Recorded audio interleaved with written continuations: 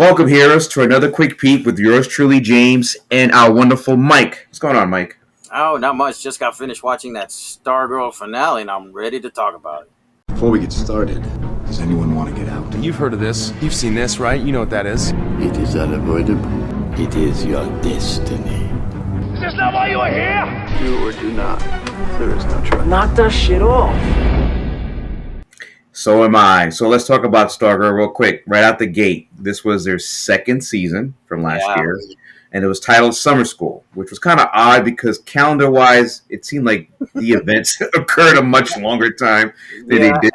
And I hate those subtitles, like Summer School. Like, what's the point? Just call it Stargirl Season 2 and be done with it, right? I mean, the events of summer school lasted longer than their freshman year, whatever year they were in school. So it's kind of ridiculous. They were never I don't remember seeing them in class once the whole season. They did. That one art class where the art teacher got killed. Remember that? That was the only time they were in school. So the teacher died in school and they shut down school, right? So summer school was over. Right. All right, so let's get right into it. You and I are both fans of the show, and my first gut reaction of this season was like it definitely evolved from the first season, from the kiddie campy type CW show to a little more introspective show. Some cases adult, adult content.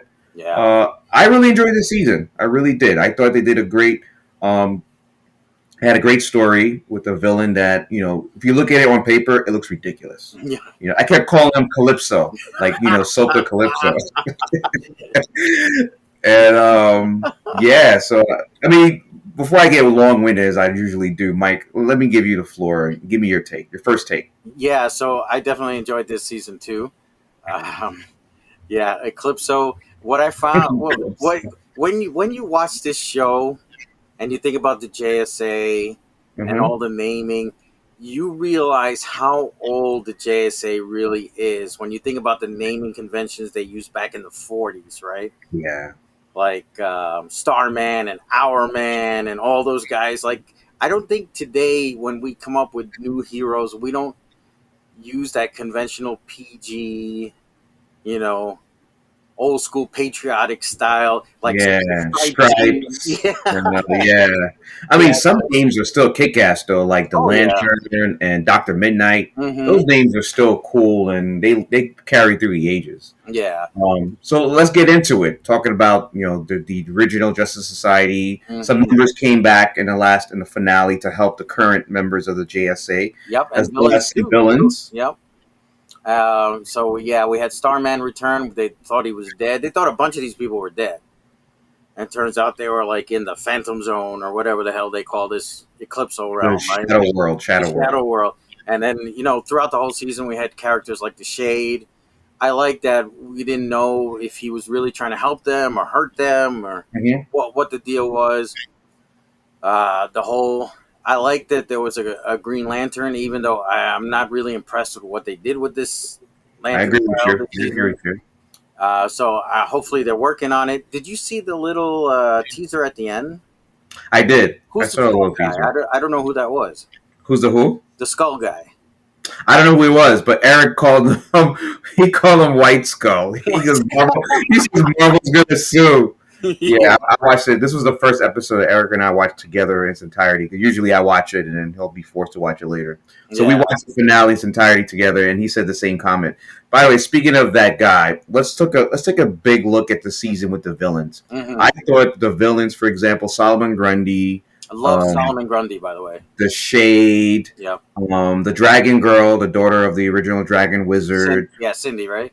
And then the family, Cindy, and then the sports family. Like, I like what they did with this season, where they took these villains that we didn't like. Even what's his name, the Frost dude's son, who was in and out throughout the season. Yeah, Icicle's kid. Yeah, correct, Icicle's kid, and they embedded them in this story as not necessarily good guys, but like characters that mattered in this universe that were pivotal and taking down Calypso or shaping out the world. And I think, again, you and I have been deep into these CW shows. I can't think of any show, I can't think of the Arrow or Flash, where this type of story uses the villains, not just one villain, but multiple villains to carry out the plot. What about you? I love that how they all came together in the end because they realized You know what? I'm a shitty guy. I'm a bad guy. But my end game is fame, power, and fortune. Not the end of the world. What's the point, of me being a villain if there's no world to be a World villain to, to right? exactly. So I I like agree. that. By the way, I love that sports family. They remind me of the Karen and Kyle family you might run into, who are drunk at the end of a football game if you go to You Giant did not Stadium. just say Karen and Kyle. Apologies to any of our subscribers who happen to be named Karen and Kyle, but go ahead. But they know who I'm talking about.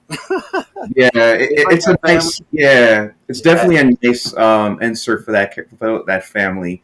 Mhm. And as far as a good guy, so this season they went into a narrative of trying to show the fallout from the previous season and the Right. impact it had to some of the characters, like Wildcat and what's to do with the power, the strange power. I keep forgetting his name. Hourglass, right? Hourglass. Our man, yeah, yeah, Our our Man.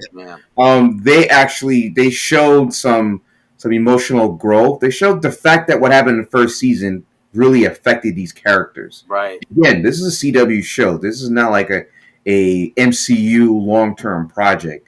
I like the fact that these two characters, as well as the new Doctor Big Night, the fact that her parents are going through a divorce and she felt at some point a cause of that. This is like real world examples and experiences that they put into a comic book TV show, which made these heroes more fully formed, in my opinion.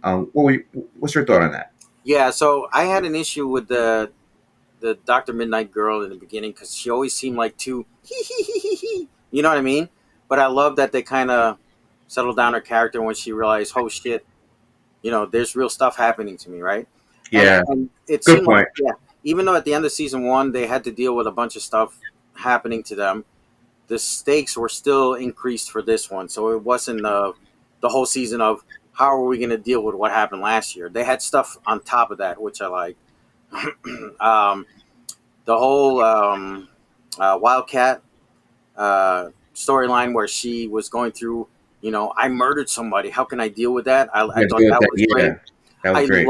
I loved the part when Eclipso had tricked our man into almost killing his uncle, His uncle. Yeah, and I loved our man's relationship with Solomon throughout the whole thing. And when Solomon came to help him at the end, I thought that was fantastic. I thought that was fantastic, and I think to run out the entire series, there were some secondary and tertiary characters that were introduced this season, Mm. particularly the genie character with the African Thunderbolt. American kid that wound up inheriting the power, as Yeah. well as Stargirl's brother, stepbrother, half brother, whatever, who also came to form this season much more so. Right. The mechanic that worked with Stripes in their shop, who basically now knows the I truth. love him, by the way. He's great. He is great. There was a lot of secondary, tertiary characters that I thought this season introduced, and sometimes campy, like the art teacher I said, who had Yeah. 2 episodes and he got killed. Right. But it's sometimes very important to the entire story, and that's, for example, like the kid who I had to do a deep dive and realize he will become the benefactor of that genie, not the brother of Stargirl. So Yeah, that's what and was so with great that there. whole thing, was kind of hilarious when he was like, "Oh, I wish somebody else better would take this," and it just disappeared. I thought that And was then great. don't forget when he had to do the dishes. And there's a segment where they show him doing the dishes. And I was looking at Eric. I was like, "Look, see how easy it is. Look how easy it is without a dishwasher." But Oh, exactly. And the one thing I like about Mike's arc this season was in the beginning he was dealing with that jealousy, and then he realized, no, this is bigger than me. This is us. We're the family. You know what I yeah, mean? And he came to realize I can be part yeah, of this team. I can contribute what I have and not be jealous because somebody has powers. So I thought that was cool too. that was good. I Yeah. wasn't sure where they're going to end with that story, so I was glad to see him in the finale. He was kind of front and center, helping Yeah. them out. That was pretty cool. Although at the end he's still talking about making his own team. So I don't know where they're going with It that. sounded like it was like a spin-off team. It's like Right. Titans against the Justice League of America type of thing. Exactly. Yeah. Right. Yeah. So let's get to some possible negatives. I don't want to everybody sounding to us like Right. we Yeah. love the hell out of this show. This is the greatest show on earth. There are some negatives. Right off the bat, I gotta say the CGI, and this is not the show or the showrunner's fault. It's just the CW budget. Yeah. Many cases of CGI and cringe, and Eric, of course, was poo pooing it.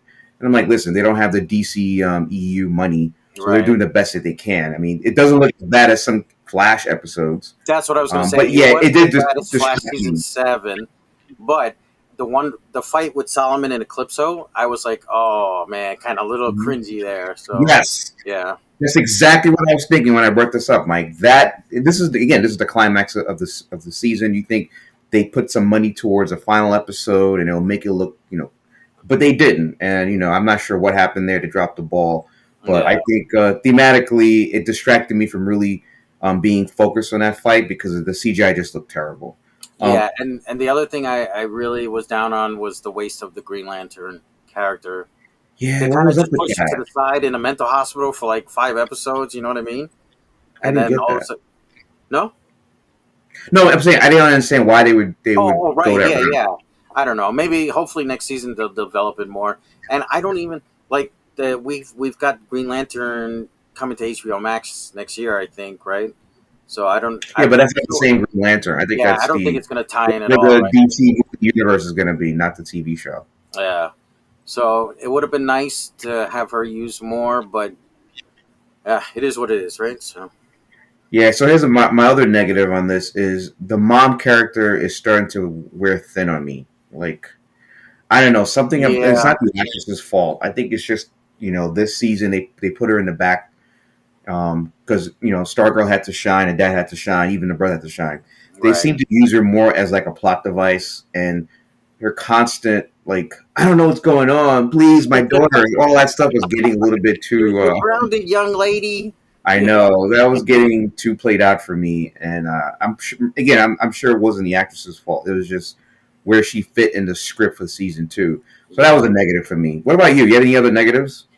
No, I don't think so. I mean, like I said, overall, I really enjoyed it.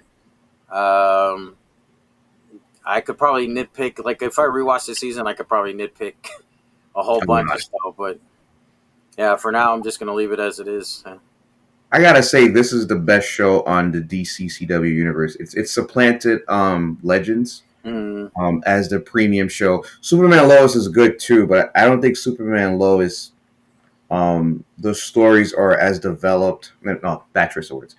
I think because of the ensemble cast with this show, hmm. there's so much more you can do with Stargirl than you can with Superman and Lois. Because really, Superman and Lois is the 4 key characters: Right. Clark, Lois, and the 2 sons. Yeah. Whereas this show, you've got the entire team, and we got secondary characters that can carry an episode here too. So Exactly. no, Yeah, I'm with you there. I do want to see what they do for Superman season 2.